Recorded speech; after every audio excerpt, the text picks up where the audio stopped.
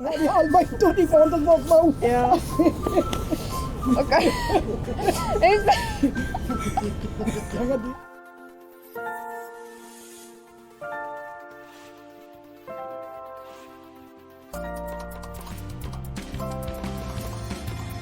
Radio Fynbos in samewerking met Revolve Productions neem op dan die 5de episode van So plant ons. Ek stel aan julle voor die alwyn. Nou as julle vir Cleopatra gevra het, sou sy vir julle gesê het sy dit gebruik vir haar skoonheid. Nou die alwyn kry sy naam van plekke af en ook van mense af. Nou sonder om 'n fout te maak, lees ek vir jou dat die plek is die Alu Brand Draai Ensis.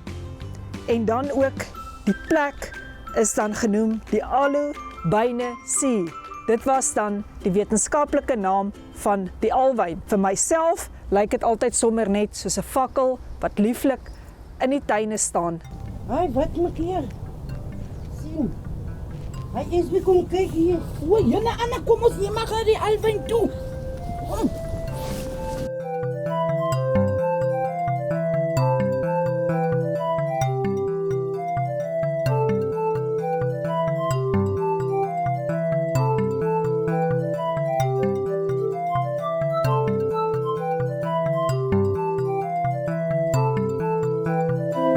Ek is Anna Francis, Ek is SB Williams, episode 5, So plant ons. Tuin op die Brak.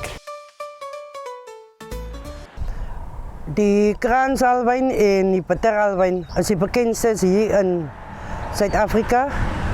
Hulle groei teen die hange. Hulle kan ook in tuine gebruik word vir landscaping, vir heininge, rondom krale, rondom aan die buitekante as 'n grens. Die kraansalwyn, hy is lief vir die hange en die hoogliggende gebiede ook langs die kus langs. Daar's so 600 in die wêreld, maar daar's 155 in Suid-Afrika spesies alwyne. So 2 meter tot 3 meter hoog. Oranje, geel en rooi kom hulle voor. Hulle begin blom aan die einde van Mei, Junie en Julie. Dan sal 'n blomtyd verby. Alwyne kan in tussen die bosse geplant kom. Hulle kan soos nou hier op die tuin in sand geplant kom. Hulle het nie baie sorg nodig nie. En baie water het hulle glad nie nodig nie. Hulle kan so deur gaan. Deur die droogte alles. Alwyne het medisinale gebruike vir veelinfeksies, brandwonde, septiese wonde, maagaandoenings. Die Zulus het dit ook gebruik om hulle huise te suiwer teen onreine geeste en so aan. Ek het gelees die kan nie dood alwyn word op grafte geplaas om 'n lang lewe te verseker. My gunsteling is die kraansalwyn. Net die hoeveelheid koppe en die wydheid van hom.